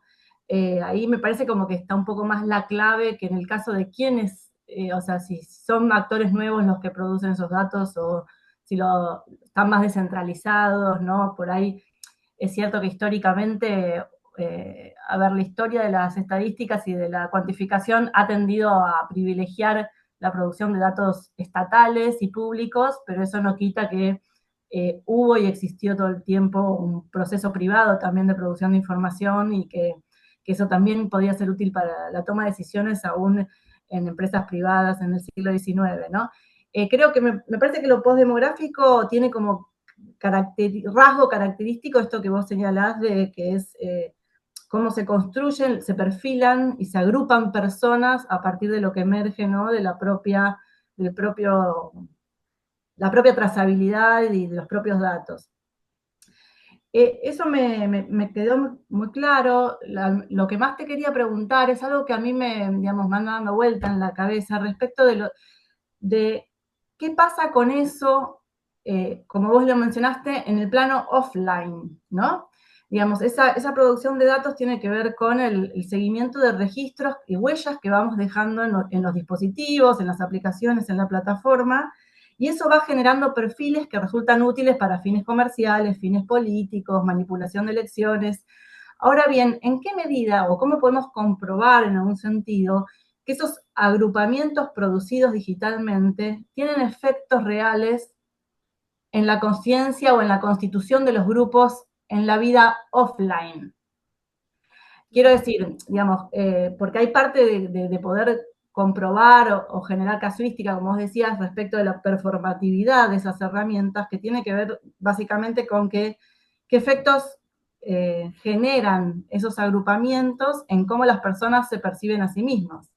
Digamos, un ejemplo clásico que lo ha mostrado Ian Hacking con el tema de la pobreza y o cuando Bourdieu habla del efecto teoría de las clases de Marx, ¿no? Donde hay una construcción teórica que opera activamente después en el mundo social porque los sujetos se apropian de esas clasificaciones y se reconocen en esos agrupamientos. Ahora, tengo bastantes dudas o soy bastante escéptica respecto de la capacidad de estas nuevas clasificaciones de constituir modos de reconocimiento aplicados en la vida social offline. ¿Se entiende? ¿Cómo ves vos ese pasaje?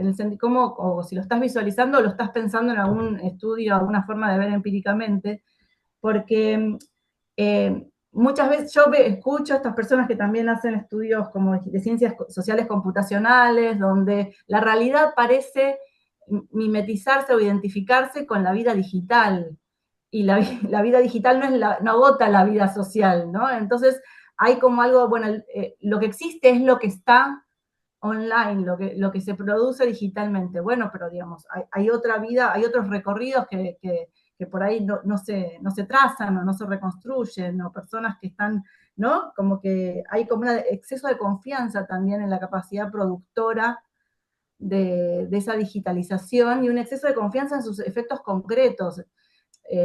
Y me parece que epistemológicamente hay como una obligación también de dar cuenta de esa distancia entre los planos, porque bueno, si no, los cientistas sociales también nos vamos a volver consumidores de datos, como si no, poco críticos, en el sentido de que vamos a identificar la realidad con lo que los datos muestran. Bueno, te quería preguntar esto, si habías estado pensando en los efectos concretos de agrupamiento que pueden tener las clasificaciones en esta postdemografía, ¿no? Los agrupamientos que se producen a través del análisis de los datos, que los hacen distintas personas, cómo se traducen en formas de autorreconocimiento en los grupos. Porque creo que género, clase, raza tienen esa capacidad, digamos. Son categorías socialmente construidas que fueron después, digamos, que son apropiadas y construidas como categorías políticas, como bien vos lo mostraste. Bueno, por ahí, para seguir discutiendo y charlando, iba mi pregunta. Gracias, Claudia. ¿Aquí en la sala alguien tiene alguna inquietud? ¿No? Bueno, a ver, vamos a pasar a ver si Alexis se anima a decirnos qué hay en esos enlaces, porque no los puedo ver yo. Puse en el chat ahora los enlaces y hay algunos comentarios ahí. Gracias. Yo tengo una pregunta que me parece quizá un tanto burda en el sentido de que exige quizá una respuesta un tanto pretenciosa, por decirlo de alguna forma, y es que yo también pensaba en lo que Israel comentaba sobre que este proceso de datificación tiene muchos paralelismos con otros procesos en otros tiempos, ¿no? Sin embargo, creo que la forma en la que Claudia lo dijo, ¿no? Como que esta forma en la que se están produciendo los datos marca una distinción bastante notable y ahí me parece interesante. Pero creo que persiste algo y es que si le llamamos categorías o les llamamos perfiles, siguen produciendo como encuadres que visibilizan, pero que al mismo tiempo generan exclusiones, ¿no? Entonces, bueno, mi pregunta, y por eso decía yo que quizá era un poco pretenciosa la pregunta, era como no sé, si has pensado tú en alguna alternativa desde estos estudios a este problema de clasificar, que es visibilizar, pero también excluir al mismo tiempo.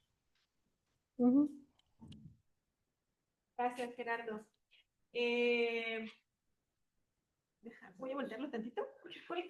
Perdón, estamos aquí. Voy a leer algunos de los comentarios. Gracias. Que están en el chat. Bueno, que Karen se tuvo que ir. Muchas gracias por la presentación. Alejandra, bueno, creo que ya hiciste la pregunta. No sé si quieres nuevamente lo del Google, que era sobre la identificación, sobre si existe la representación en espacios como Google. Estos no se ven traducidos en la producción y construcción. Entonces, ¿qué podemos hacer? Es decir, hacia dónde movernos, que tiene que ver un poco con lo que acaba de preguntar también Gerardo. Y bueno, la doctora Judith hace varios comentarios. Creo que tiene que ver con tus respuestas anteriores. Dice, ¿alguna empresa tecnológica de Estados Unidos declaró hace relativamente poco que estaba por invertir 400.000 millones en el desarrollo de sus plataformas de IA? Creo que va. Es que me decía que estaba enferma, doctora, y que por eso no quería participar. Estaba yo de la inversión. De la inversión, ahí está. Claro. Y hay un pequeño detalle, el tamaño de la inversión. El tamaño de la inversión, claro. ¿Y dónde se almacena? Acá, sí. O sea, un poco como con las infraestructuras, ¿no? Que están detrás de toda esta, no solo registro, producción, sino acumulación, ¿no? De los datos, ¿no? Y Alexis, no sé, pero dice, pero no es solo inversión en IA. Supongo que estás hablando de otro tipo de registros, Alexis, no sé, ¿quieres participar? No, nada más era que el compromiso de Apple, que lo forzó la administración de Trump para hacer una inversión, no solo es para construir centros de datos ni ese tipo de cosas, sino para regresar la manufactura tecnológica de China a Estados Unidos, pero es una cosa que se ha discutido mucho y que es como toda una retórica, la ilusión y esas cosas, pero no, nada más era para agregar a la información ahí. Ok, Alexis, gracias. Maribel dice, gracias por la presentación, me parece muy interesante cómo las mismas desigualdades se ven representadas en la identificación con el uso de las redes sociales y cómo estas muestran los mismos sesgos con el género, pero que aún así no todo mundo usa las redes sociales, desde ahí hay sesgos, claro, o sea, ¿quiénes usan las redes sociales, no? ¿Dónde quedan los que no están representados en esos datos? Bueno, borrados, dice también por ahí. Ya, creo que es esto. La de Claudia y yo tengo, Mariana, adelante, Mariana. Hola, gracias Gaby por la presentación. Ah, creo que no me veo aquí. Espérame. Ahí está. Es que estoy un poco enfermita, no pude ir al instituto, pero me da gusto verlas Ay, desde acá. pobre. Este, me estaba acordando de este artículo que salió el mes pasado de New York Times. No sé si lo leíste, Gaby, em, sobre todos los datos que tiene resguardada la policía, el gobierno de Nueva York, de la ciudad de Nueva York, donde, bueno, están recopilando datos no nada más de redes sociales, sino cámaras de vigilancia, todo, ¿no? Google, todo lo están recopilando, pero no nada más como, digamos, ya hay un sospechoso, hubo un crimen, hubo algo, entonces vamos a buscar los datos y vamos a, este, a utilizarlos para la seguridad, sino que ya a priori están tratando de adelantarse a los movimientos de las personas, de empezar ya a clasificar a la gente, no nada más por sus consumos, sino por sus posibles perfiles delincuenciales, ¿no? Una especie de esta película de Tom Cruise, ¿cómo se llamaba? Minority Report. Minority Minority Report, Report. ajá, que ya se veía en fechas actuales en Nueva York como una realidad que ya estaba sucediendo, ¿no? Que ya estaban tratando de adelantarse a los hechos, clasificando a las personas de esta manera. Bueno, nada, me acordé de eso, que me parece tremendo que el departamento de policía y demás no estén bajo los lineamientos de protección de datos personales, que puedan simplemente saltarse estos reglamentos, estas jurisdicciones, y ahora sobre todo en Estados Unidos, donde ahorita pues el mismo presidente se salta la ley muerto de la risa, ya, pues a ver qué tú comentabas sobre el respecto. Sí, claro. Y muchas gracias por el trabajo, muy lindo. Gracias, Mariana. ¿Quieres comentar? Te voy a... Bueno, mejor. bueno, empiezo con la pregunta de Claudia, que dice qué sucede en el plano offline, si realmente esos modos de agrupamiento incidirían, digamos, en la vida offline y qué pasa con la mirada del científico social, porque si al final miramos tantos datos, parecería que nos vamos a olvidar de lo que pasa en la vida real. Bueno, digamos, yo creo que nosotros estamos estudiando un proceso que realizan algunos actores muy importantes, en general dueños compañías dueñas de plataforma, por ahí también en correlación o en asociación con los estados en algún punto. Y estas posdemografías yo creo que tienen una incidencia en el mundo offline. Es una incidencia que a veces las podemos entrever y a veces no. Por ejemplo, para mí una manera de entrever esta incidencia es en el momento en el que estas grandes editoras de publicaciones científicas dicen, no vamos a clasificar por género, no vamos a pedirle metadato de género a las investigadoras y a los investigadores. Eso es una declaración política de a nosotros las asimetrías de género en la ciencia no nos interesa para nada y no vamos a entrar en ese debate. Y eso tiene consecuencias reales. Acá todo el mundo está haciendo bibliometrías para medir la evaluación. Te lo digo porque mi jefe no está conectado. Pero están usando bibliometrías para hacer evaluaciones científicas. Y entonces, ¿cómo van a estudiar la incidencia de las mujeres en la inteligencia artificial, en las ingenierías, en las matemáticas? ¿Cómo van a hacer para hacer acciones positivas para que esas mujeres estudien si no tienen las estadísticas? ¿Cómo van a tomar las decisiones?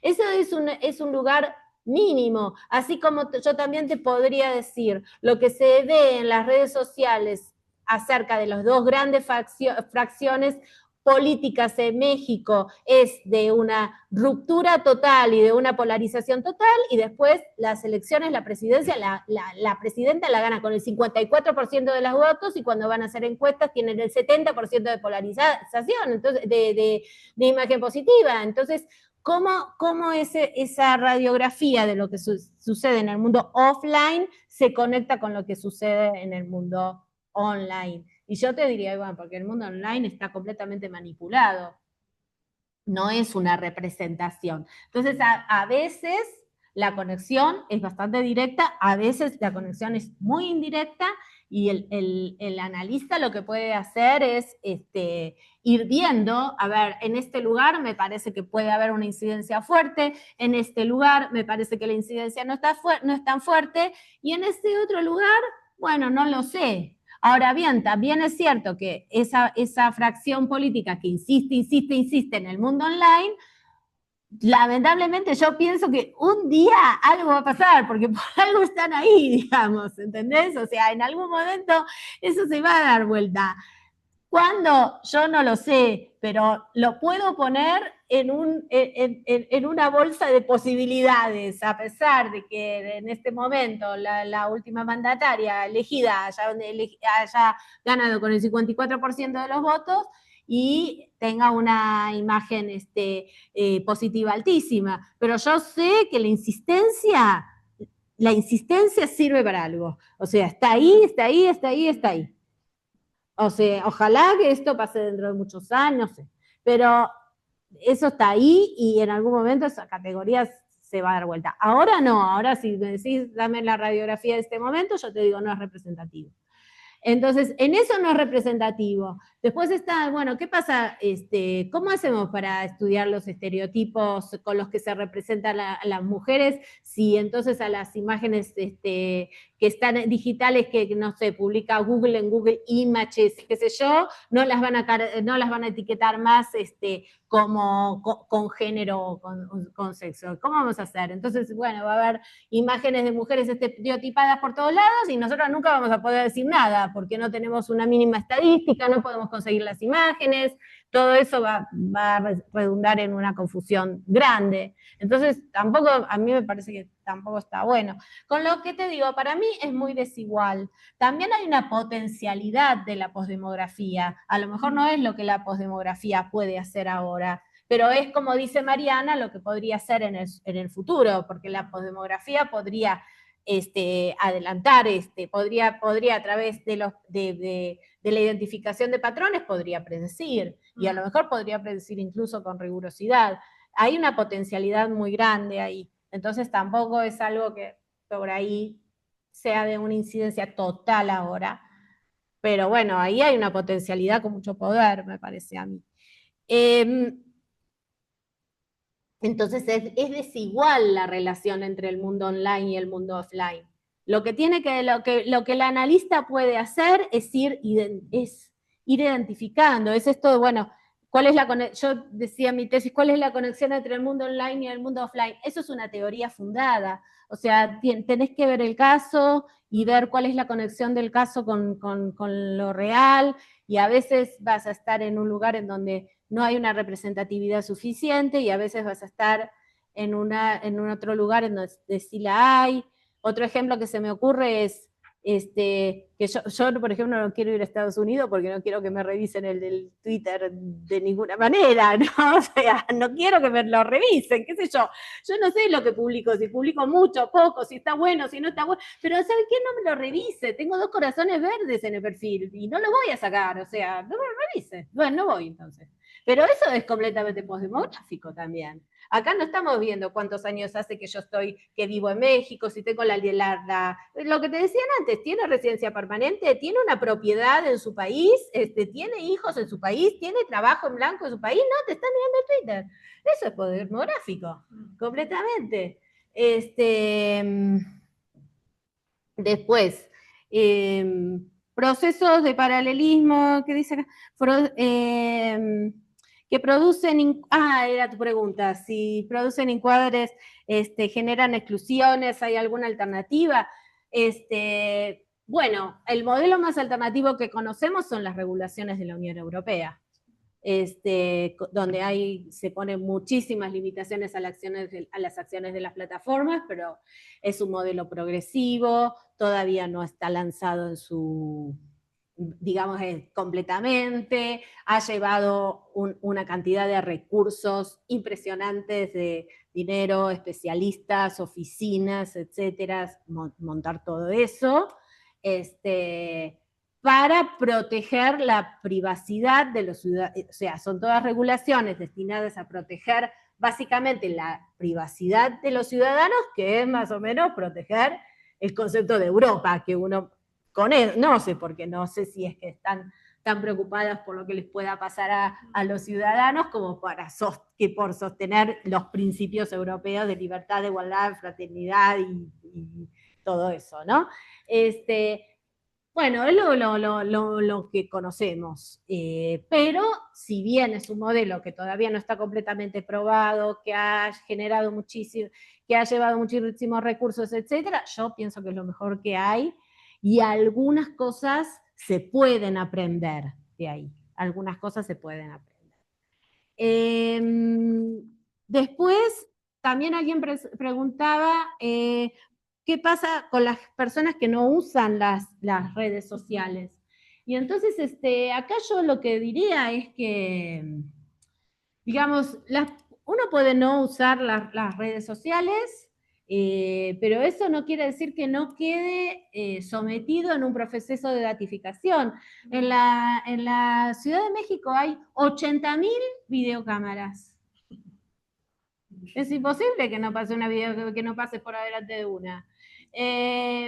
No tenemos regulaciones sobre filmar a las personas trabajando, videograbar a las personas trabajando y analizar sus expresiones, por ejemplo. No tenemos regulación sobre eso.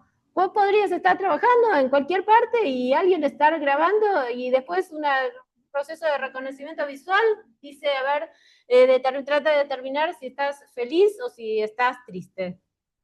O sea, si no usas las redes sociales, igual estás sometido a un proceso de datificación, y si no lo estás, es imposible que te puedas insertar, porque ustedes saben que justamente los teléfonos con Android, que no son muy caros, o sea, los teléfonos, la verdad que cuanto más baratos son, menos seguridad y protección a la privacidad tienen. Y cuanto más caros son, tienen, pero los datos le van solamente a las empresas que diseñaron los teléfonos, en vez de irle a todo el mundo, vamos a decir, ¿no? El iPhone, bueno, los datos se los queda todo Google, no es que los reparte entre las 50 aplicaciones que tenés en el teléfono, alguien se los queda. Ahora bien, Los celulares baratos, por ejemplo, tienen prendida la geolocalización aunque vos la pagues. O sea, vos vas por el mundo y vos decís, no, yo apagué la geolocalización. Mentira, tenés un geolocalizador ahí adentro que mide tus trazas. Los estudios más potentes de ciencias sociales, computacionales que he visto, están hechos en base a trazas de movilidad. No es que agarran el Twitter, el Instagram o el Facebook de la gente. Solamente con las trazas de movilidad pueden llegar a predecir a dónde vas a estar vos el año que viene a una fecha determinada. Así que, o sea, no, las redes sociales es solamente un detalle. La datificación son las redes sociales, pero es mucho más que eso. Pues gracias, David. Pues miren, ya estamos llegando, ya son las 6. Yo te tenía preguntas, pero que ya creo que me las voy a guardar para hacerlas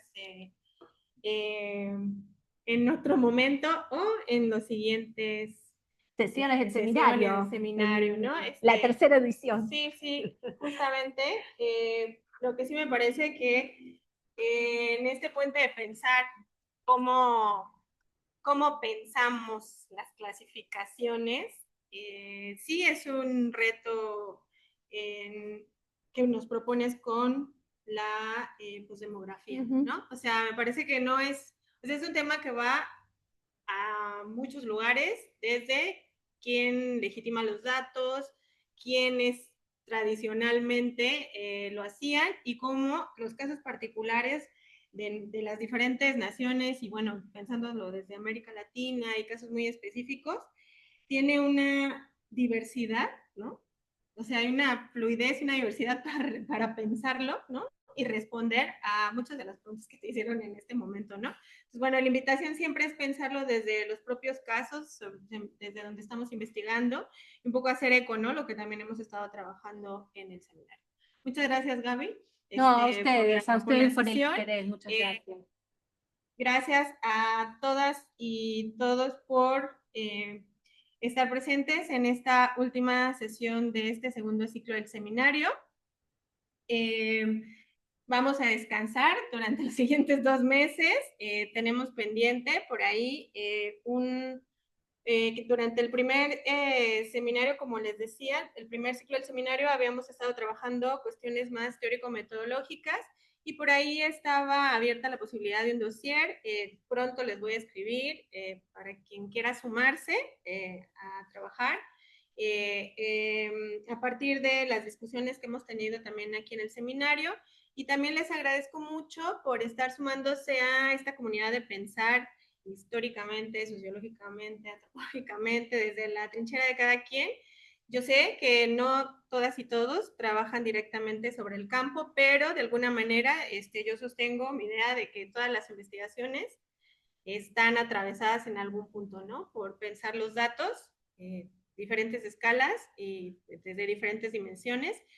Entonces, pues bueno, estaré comunicándome por ahí para comenzar el tercer ciclo y ya les diré la dinámica de del siguiente ciclo. Seguramente tendrá que ver con una convocatoria abierta para quienes gusten presentar sus propias investigaciones o presentar algunos ensayos de ideas sobre esto, pensar los datos y sus propios casos. Entonces, bueno, damos por... Yo voy a pedir un aplauso para Ana, porque ha hecho un esfuerzo muy grande para organizar. Gracias. Y, gracias. Muchas gracias.